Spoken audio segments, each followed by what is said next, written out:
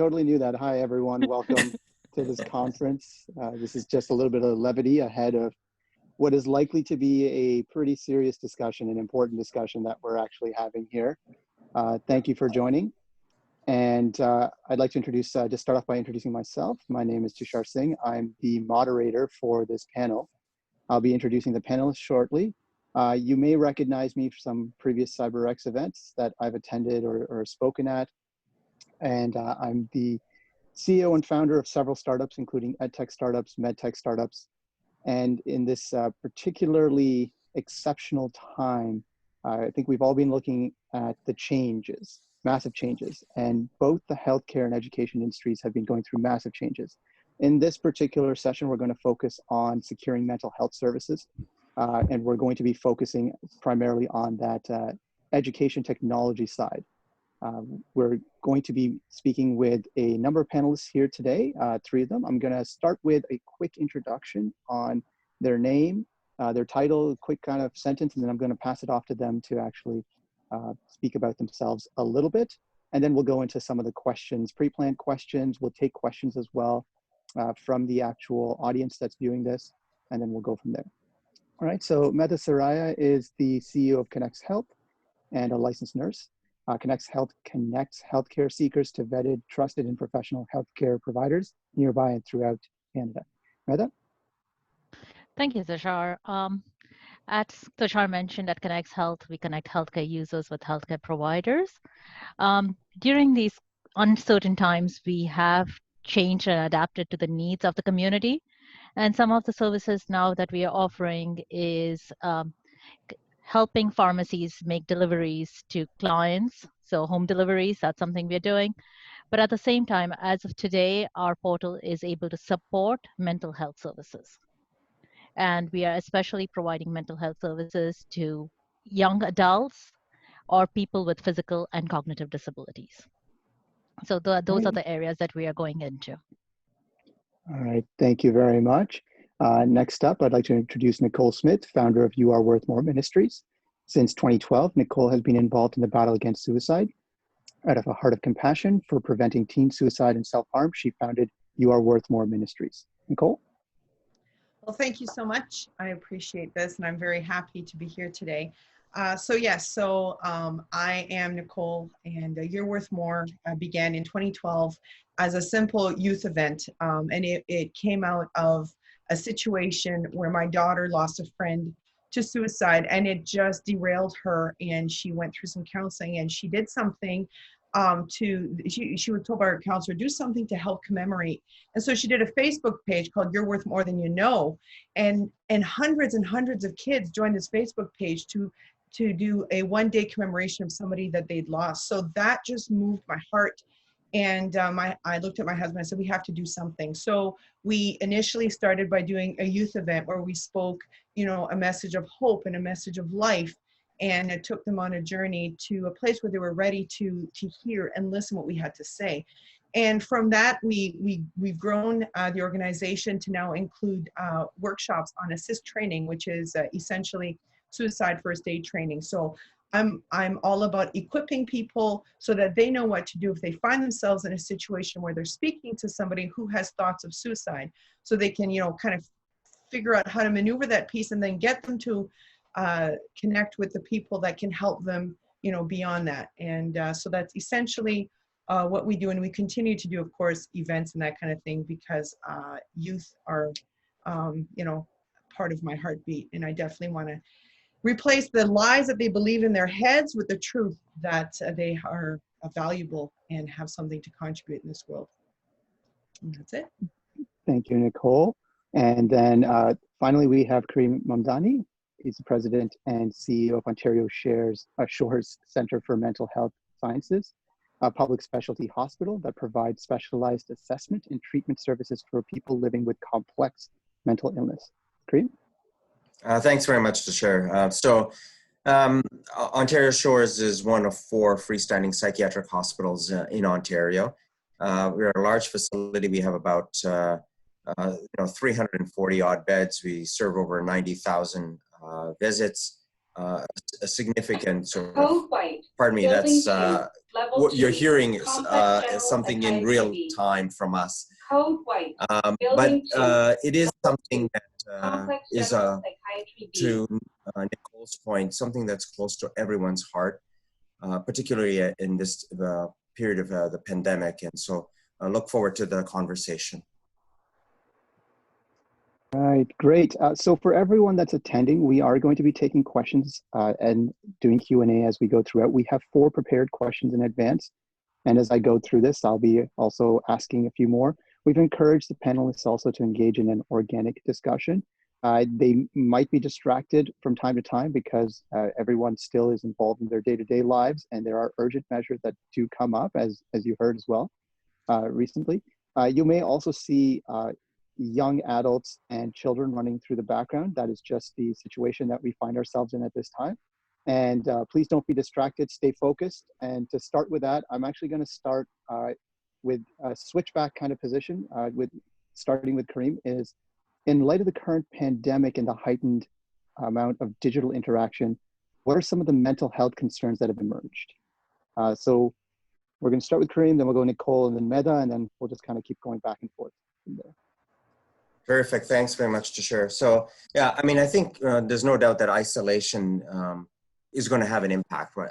We know that it's having an impact on addictions. There was a study done, an Ipsos Reid study done for the Addictions Mental Health Organization of 42% of— Code white, all clear. Code white, all clear. Thanks. So the 42% of Ontarians that were polled reported an increased substance use and gambling during the pandemic. So we know that that's going to happen.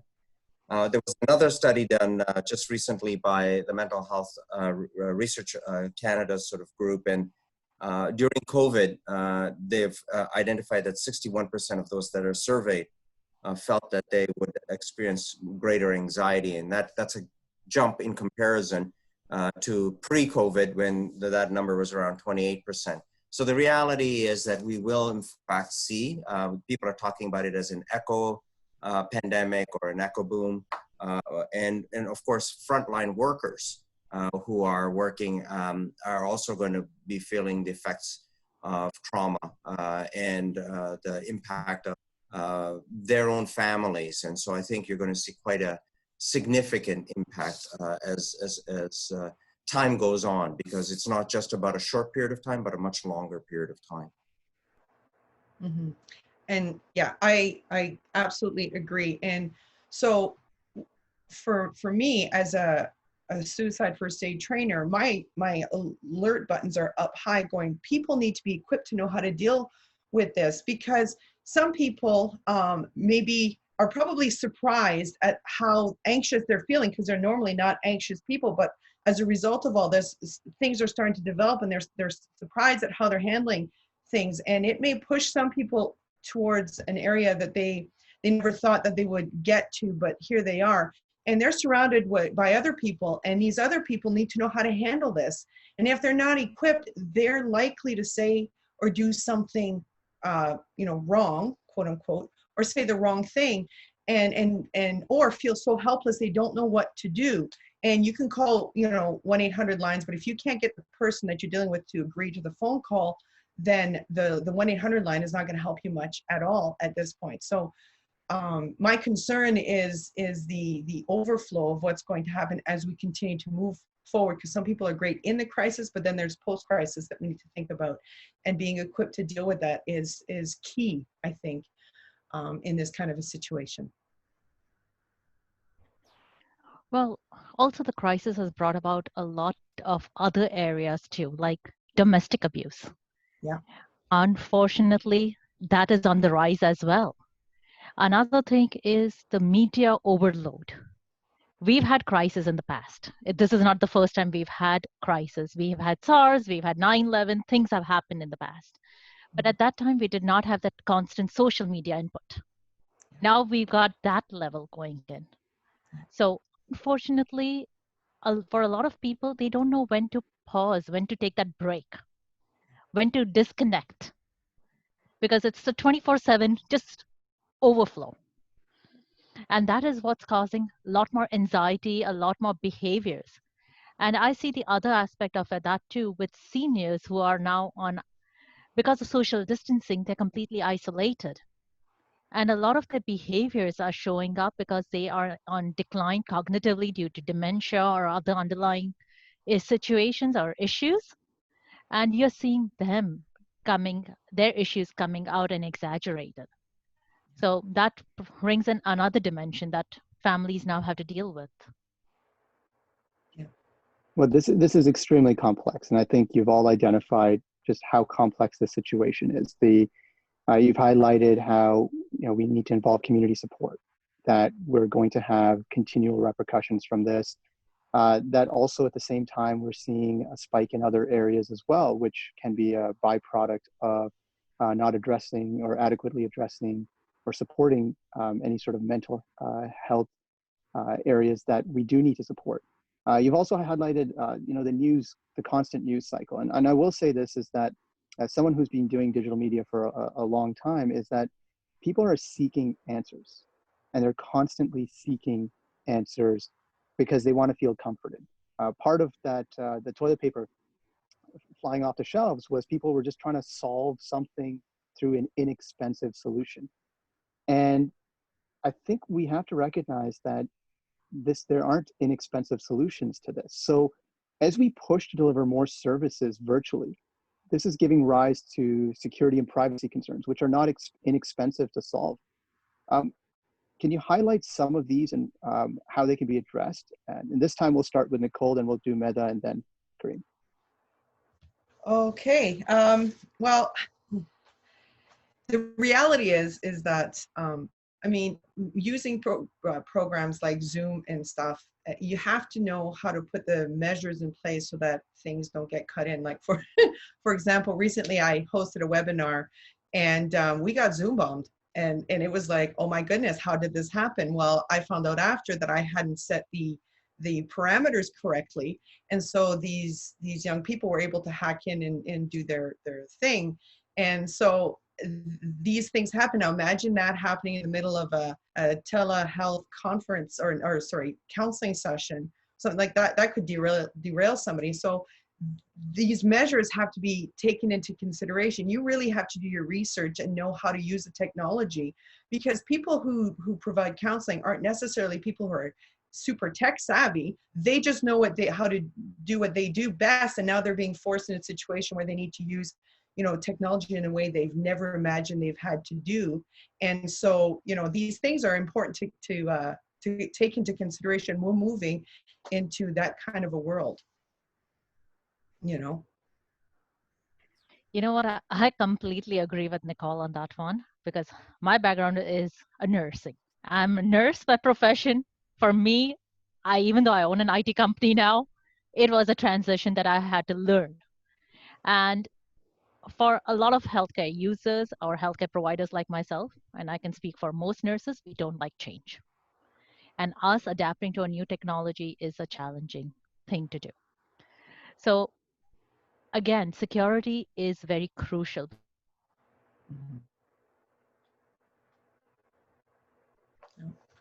All right, Medha's experienced a few connection issues. And what we'll do is that while we wait for her to return, Karim, if you'd like to go.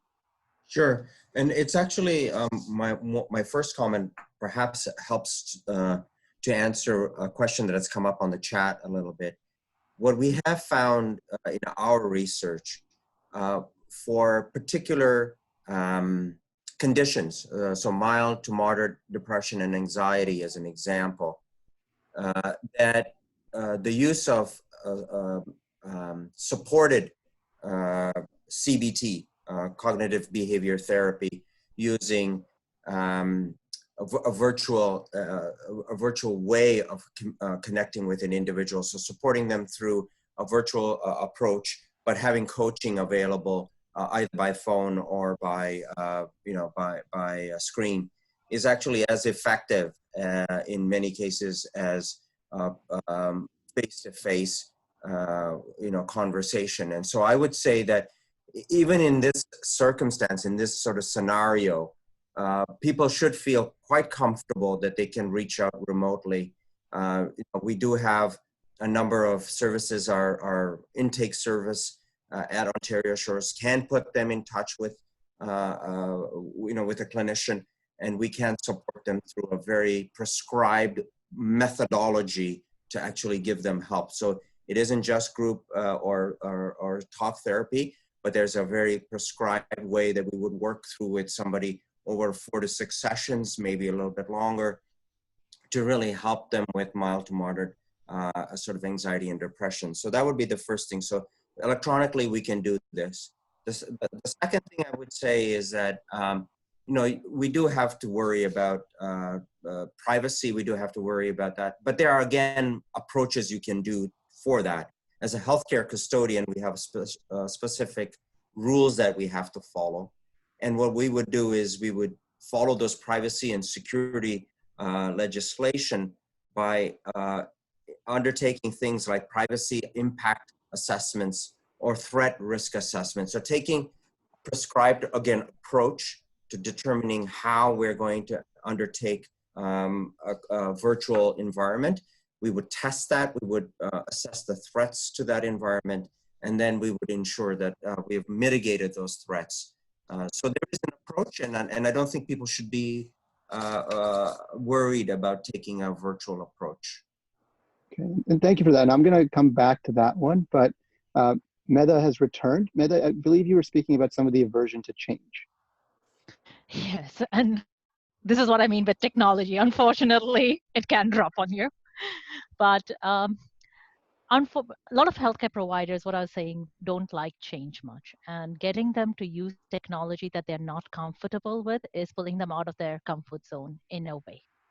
So giving them the secure means and having those, as what I heard at the end, Karim saying, those security measures built into technology would really help.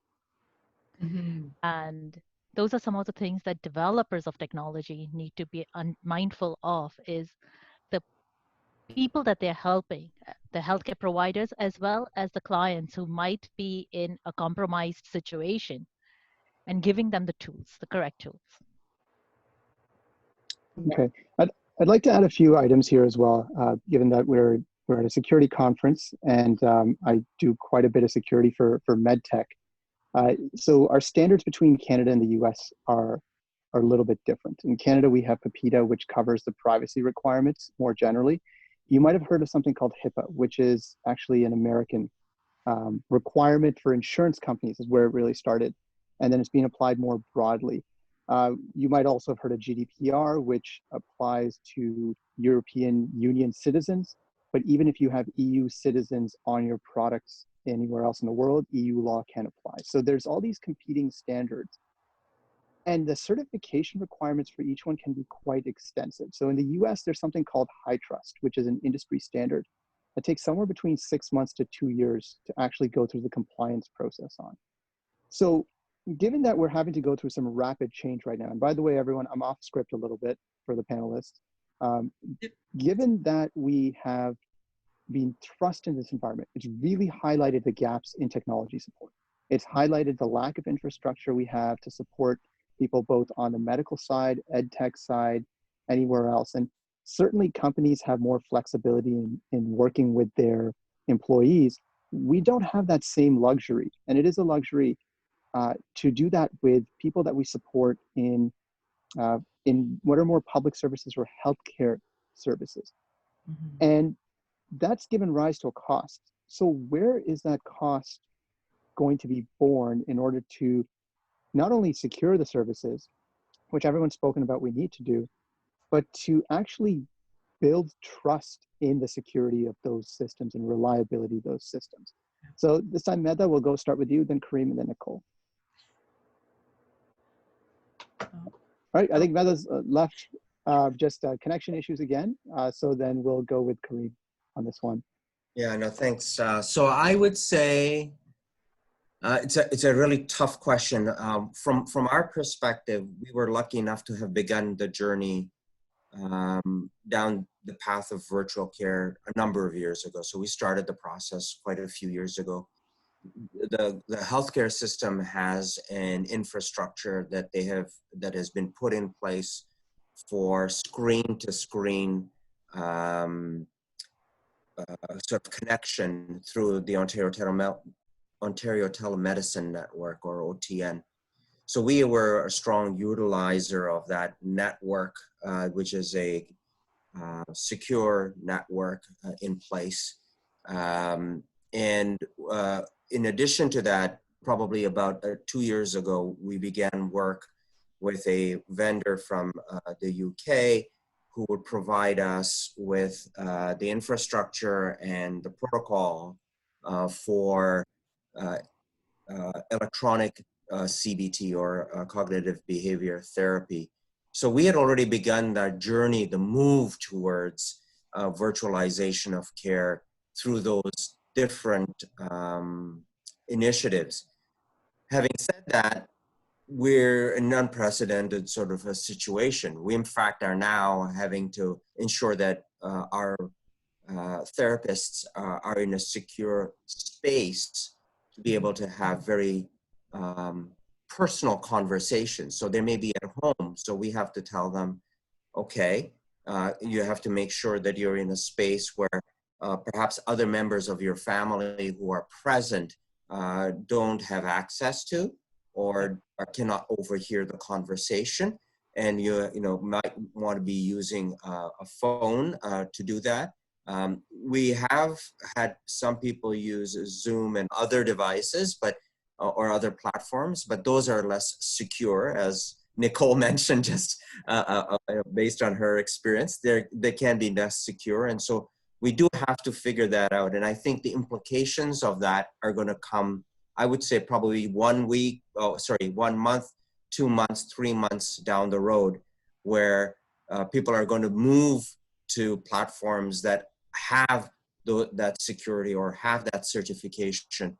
Right now, it's a bit of a wild, wild west, but people will move to those certified products because of the risk associated with exposure. All right, so Nicole, I'm going to ask Medha just to speak in case her connection drops again. So Medha, could you please go? Sorry, what was the question, Tushar? I think I missed the question. Okay, so I was speaking about the costs associated with securing mental health services, and where are we going to bear those costs in order to actually do this? Well, unfortunately, with the changes happening in our healthcare system, privatization is something that is coming along. A lot of the costs will, unfortunately, be passed on to the consumers. So to give you an idea, like in private care, so personal support workers, the hours that the government was providing care for those are dropping regularly and constantly. So families now have to pick up the slack. That is something that I'm even seeing in mental health is a lot of the community-based, the families have to pick up the slack and they have to pay for it. So privatization is happening, but it's up to the companies. Like for ConnexHealth, we are bearing a lot of the cost to make sure that our portals are secure, to make sure that the care that we delivery that we provide is in a right way, to ensure that we train our care providers and our care users to maintain their own privacies. Because the onus also comes on the user to ensure that they don't, as Karim said, it's not only the care providers who need to be in a safe place physically, but it's the users too. They cannot be in a public space talking to a care provider. So we have to make sure we are educating both. Yeah. And yeah, I agree completely. I won't have much more to add to that. But the reality is that when you're looking, like, I mean, there's the big institutions, but then there's a lot of private practices. A lot of counselors are either, doing it on their own, or they're part of a small organization. And so the costs of the cybersecurity involved in doing all that could potentially be too much for an organization. So they have to use what's available to them that's within their budget. So I would say that it would even be wiser to also, for these businesses or these organizations that have the more accessible type of platforms to maybe start considering upping their own game so that we don't have to, you know, spend so much money that we have to drop what we're doing because we just can't.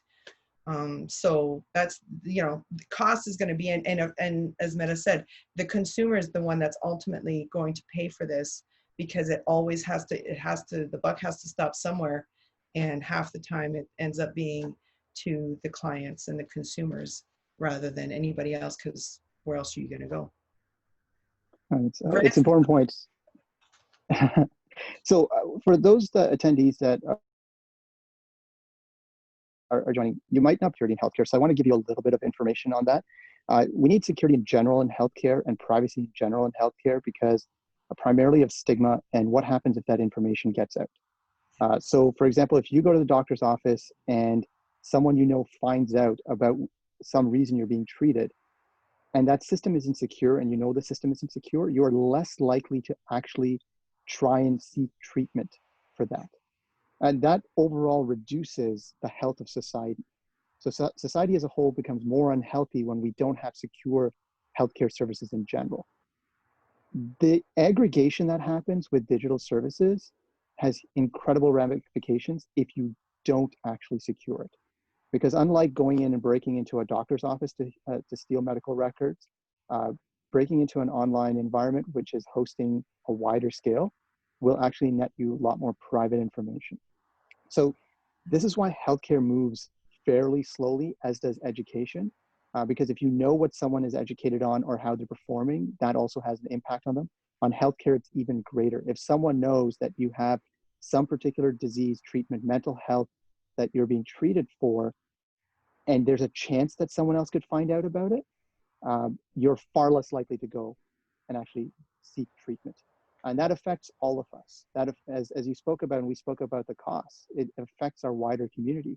So we're almost paying ahead of time for, paying it ahead of time, sustaining, rather than actually responding in an acute manner. We're really looking at this as something that we want to address in advance and then have a lower cost from the beginning. Which goes into, I think, my next point. When we're talking about these ramifications, are virtual mental health services the future, right? Like what works, what doesn't as part of this? And this time we'll start with, I think, Nicole, then we'll do Medha, and then Karim. I think yes and no. I think you can never really replace, person to person, especially when it comes to mental health, that person to person interaction, because when you're sitting in front of a person, the body language that you can see, the flexibility of the tone, that sometimes just that feeling of being in a room with somebody else can never really be replaced by technology.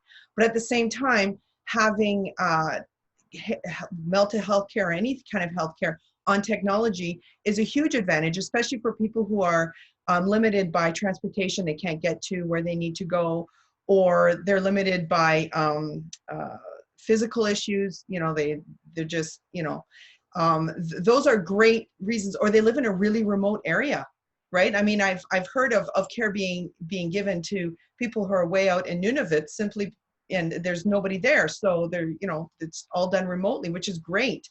But, I think you'll see an increase in the technology being used, but I don't think it'll ever replace the person to person type of care.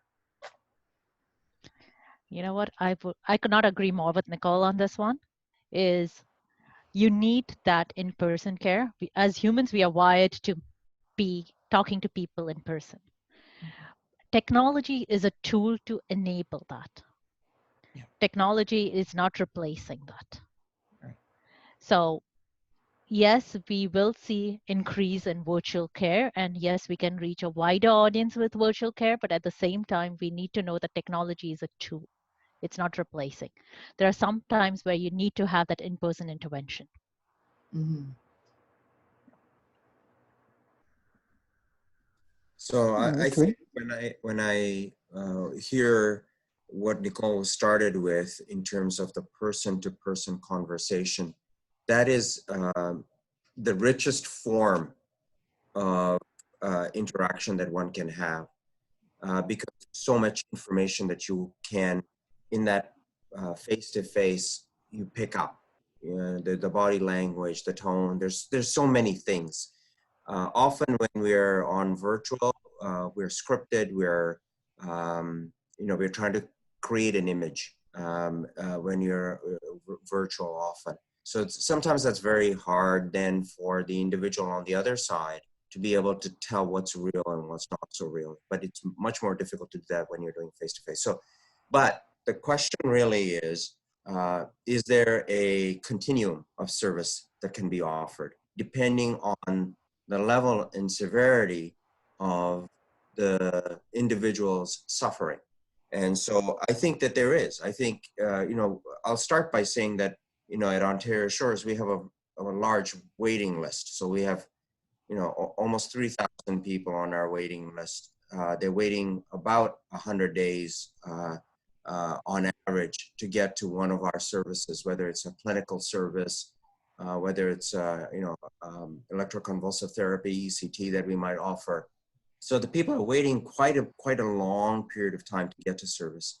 So you have to look at that team of offerings that you have available and say, we call it stepped care. That is, if someone is at a very low level of service requirement, could we offer that through something like an internet-based offering? If they're at a little bit higher level of service need, could you offer that through a coached form of therapy? And then if they have the greatest need, then maybe that's the face-to-face opportunity. And in each one of those steps, the amount of human intervention that's required is different. So for the internet-based therapy, it requires a lot less human intervention.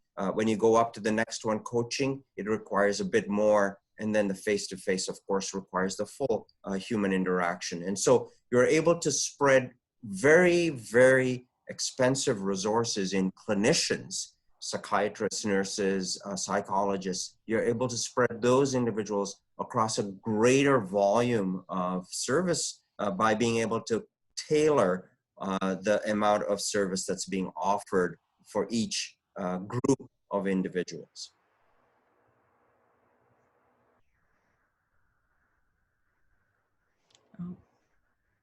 Tushar, you're on mute, sorry. Is that I'll first go off of mute and then I'll continue actually speaking what I had said earlier. See how smooth that was? And that's also something that I think we need to speak about here is we've heard about the scale, right? So what can you provide from a scale perspective? And what do we actually need to provide? We've gone to this drastic situation. The general consensus amongst healthcare providers seems to be that we're going into another one of these fairly soon. It doesn't seem like we're, if we're planning for this appropriately, we're going to go into another self-isolation period that may happen as soon as a month or two from now, or in the fall, especially when we hit flu season, we hit colder weather again, that we don't know the true spread of any of the of COVID-19 to date. And so we have to respond quickly. We have to have virtual mental health services. We have to have virtual services. And that there is also a stigma to actually go to physical services, especially amongst any group at this date, is that they would prefer mental health services given in a virtual environment rather than a physical environment. So it seems like the professions will have to adapt now to this new requirement, that even though that best quality of care to date might be provided in a physical face-to-face environment, that the actual customer and patient preference would be in a virtual environment. And that if we don't have secure, and we can't express that we have secure virtual health services, they might not seek treatment at all. So now that we're in this period, we're in that mindset, what are some of additional areas to further enhance and secure the digital delivery of mental health services? Okay, this one, we're going to start with Karim first, then we'll go with Nicole and then Medha. So I do think that perhaps first challenge the notion around stigma, because you've raised it a couple of times. And I think it's important that all of us, from a societal point of view, keep stressing that mental illness is just like any other illness, whether it's cardiac, whether it's kidney disease, or whether it's cancer. It's just like any other disease. There is a biological function that isn't working. There's nothing wrong with the individual, but that treatment needs to be provided in order for that individual to achieve their best, their best in terms of their contribution. And so I think if we as a society stress and work diligently on that message, it's an important part of reducing the degree of stigma that's associated with seeking care. Why would I be concerned about seeking care for my diabetes? Why would I hide from seeking care for my diabetes? And in the same way, why would I hide from seeking care for my mental illness? And so that's the conversation that we have to sort of attract and attack at the very core. People should feel very comfortable that they need to seek support. Now, having said all of that, we still need to find a way to be able to reach people in an environment where they may be at home, in an environment, as Nicole was pointing out, where they may be rural or in another jurisdiction. And we can do that. We can do that with the sort of technology that is available. We can do that through some of the technologies that I described earlier, whether it's virtual care or whether it's OTN, et cetera. So I do think it's possible for us to continue to do that, and it will extend access. So in the past, at Ontario Shores, we treated about 26,000 outpatient visits back in 2006. Last year, we hit 90,000 outpatient visits. That isn't possible if you're not investing in infrastructure, you're not investing in virtual care, because you can't manage that type of volume with the resources, the physical human resources that government provides. And so you have to find ways to be able to extend those clinicians in a variety of different platforms in order to be able to actually meet those types of volumes. So I completely agree we have to do it, but I want to make sure that we also do it in the context that we're not hiding from seeking care, but we're boldly seeking out care in the manner that's most appropriate for you as a patient. I couldn't agree more. For me, my bigger concern is the type of training, or the focus that I have is strictly suicide prevention, suicide intervention. And not every person who has thoughts of suicide is suffering from mental illness. It's very important to understand that, because not everybody is depressed. It's that the thing that causes a person to go and start that journey down the river of suicide oftentimes is just something that's happened in life. It's a hiccup in life. They can't see any other way out. So when I'm speaking of the virtual world in that sense, it's harder to be able to talk somebody from being a place of having thoughts of suicide to agreeing to stay safe in a virtual kind of a setting. The challenge is that much greater. It's not that it's impossible. It's just very, very, very difficult. I mean, if it was impossible, then the crisis lines that exist would be pointless, but they're not. They're key, but they're just a tool. And oftentimes these people are physically, or being walked through the process. There is somebody there with them, and so for suicide prevention intervention, going virtual is I think a little bit more challenging in that sense. like I'm not offering any assist training right now for the simple fact that it's possible, and assist, by the way, is a suicide intervention training. It's possible to trigger somebody, because a lot of people who take it usually have some kind of history, either personal or somebody that they know have struggled with or committed suicide.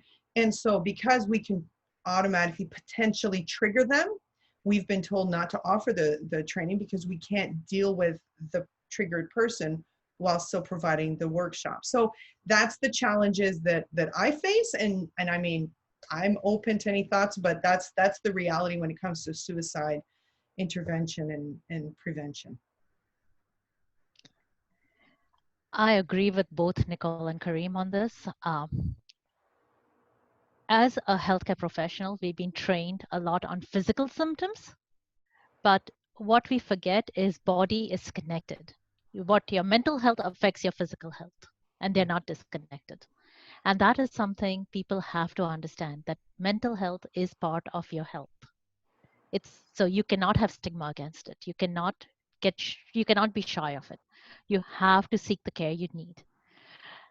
Sometimes, unfortunately, society does put stigma on these, especially certain ethnic groups more so than the others. And we have to understand that because we live in a very multicultural society today. And that being said, giving them that option of getting care remotely is better than no care at all.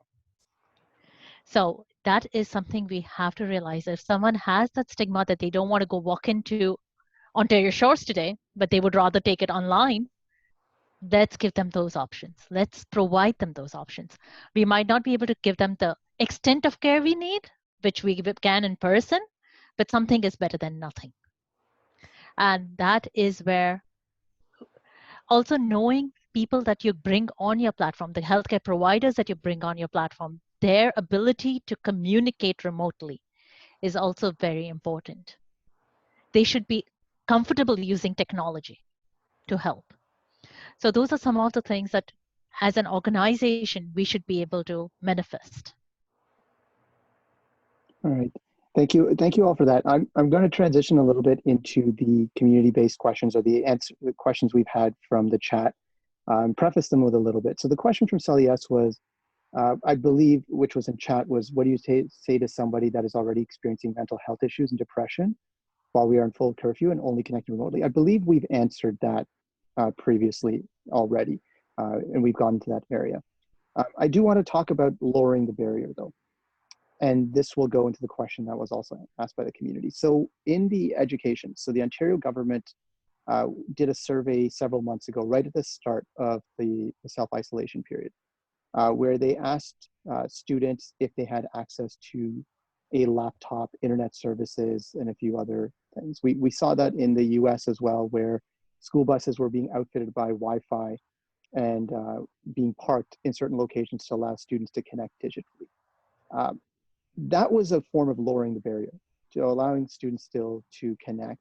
There's been donations by companies of both bandwidth and other areas, and perhaps we should start to consider an internet a utility and a necessity rather than a luxury item or luxury good that you purchase. But how important do you think virtual care be in lowering the barrier for those seeking mental health treatment? And so we'll start with Medha on this one, then we'll go with Nicole and then Karim.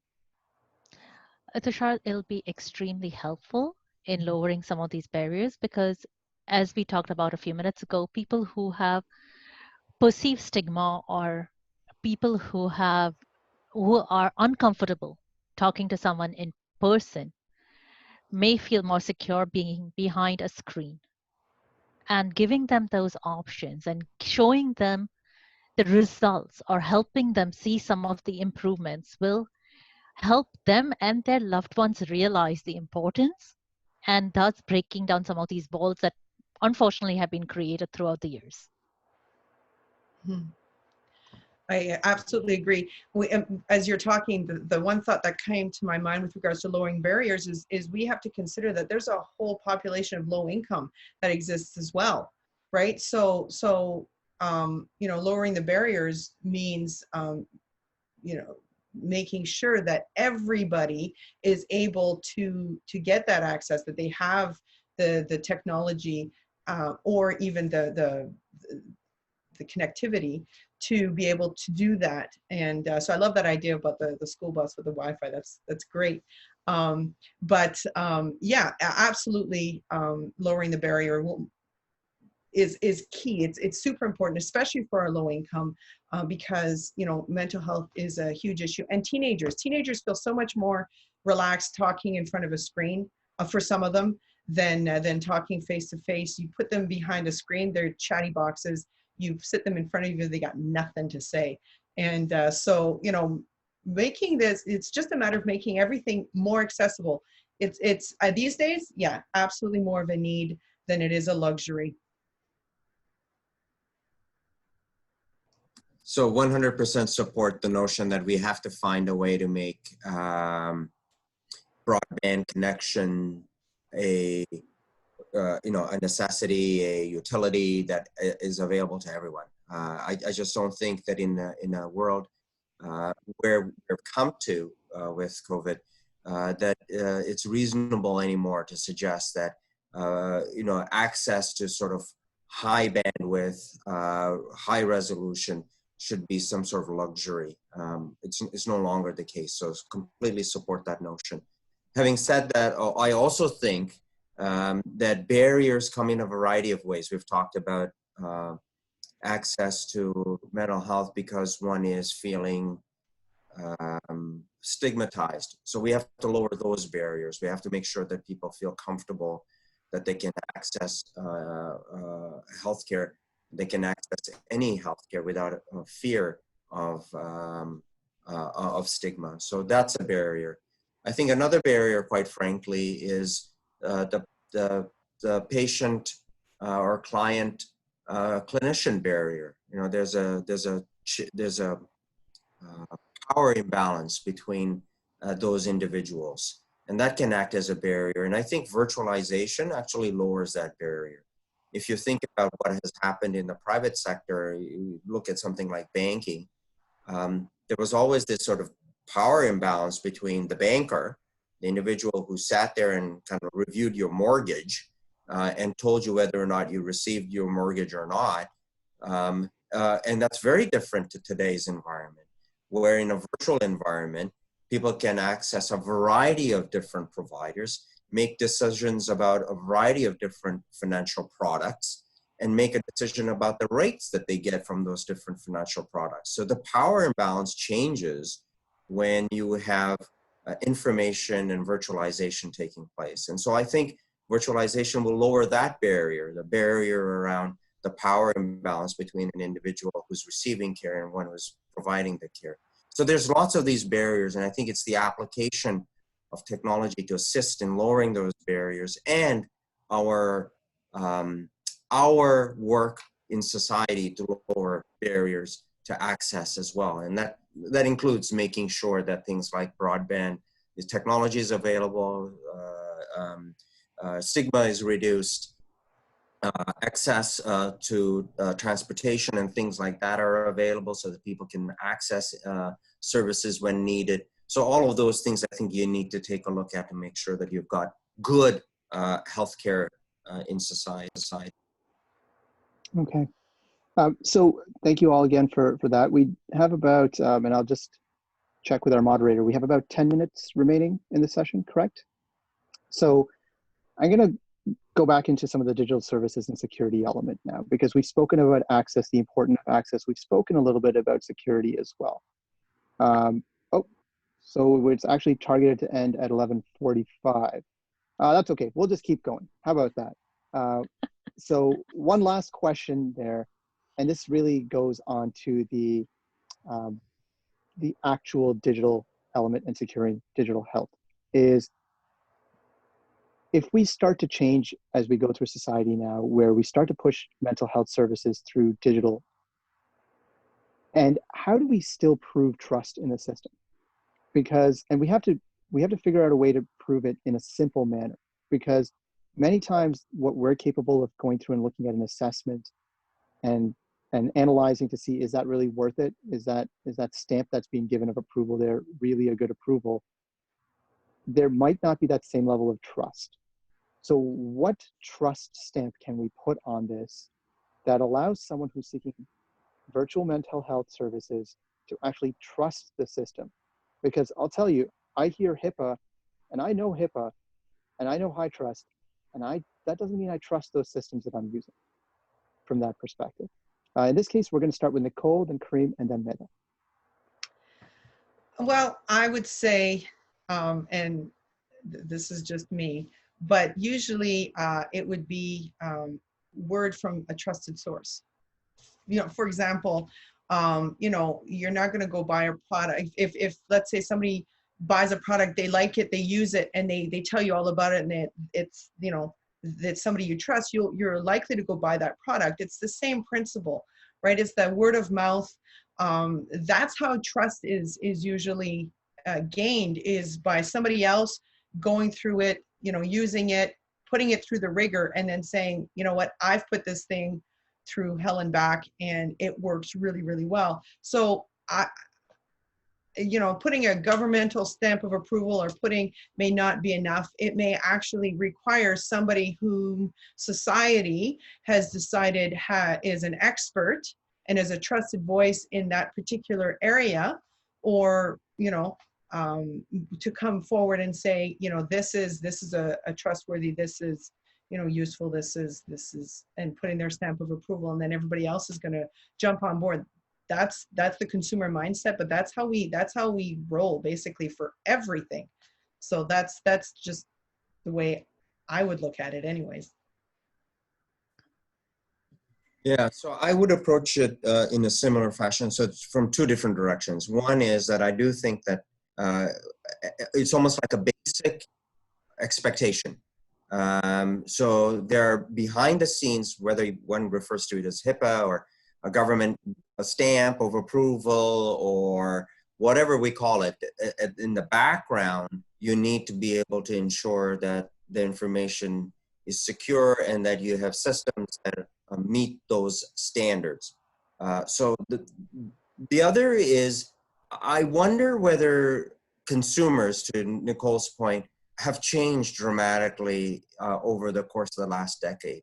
There have been significant breaches in the US and in Canada, breaches of personal information, breaches of Facebook information, like you just go on and on and on. And yet the consumer is not moving away from the use of those technologies. They continue to use those technologies. They continue to put their information into those technologies. So I'm wondering whether the value of the connectivity that takes place with virtualization far outweighs the consumer's fear of loss of information. And so something has changed there. Something very radical has changed there. I don't think we abandon the need for extraordinary tight information protection, but that's more in the background in my view. That's just in order to play in this arena, you got to have that. And once you have that, then the consumer can make a choice about whether or not they're on your platform or not. I agree with both Nicole and Karim on this. As a small business owner, as an entrepreneur in healthcare, some of the things that I really value is making sure that we do our back-end checks often, so our database checks, and make sure there are no breaches. We do our audits on a regular basis. But on the same point, be transparent. Mm-hmm. Being transparent gives people comfort. Like, be transparent. If something happens, be transparent. As Bruce mentioned in his keynote today about Zoom, being transparent when a breach happened. Yep. That gives, as a consumer, it gives you that thing that as a business owner, as a CEO, I'm not hiding what's happening. I'm transparent about it. And that builds that trust. Yes. And that to me is very valuable. Yep. Agreed. All right, thank you for everyone for joining today. Thank you to Nicole, Karim, and Medha for your answers and your time. The attendees, thank you for CyberX for letting us run a little bit over on this. Hope everyone stays safe, has a great day, and we look forward to the rest of this conference. Thank you again. and take care. Thank you. Thank you.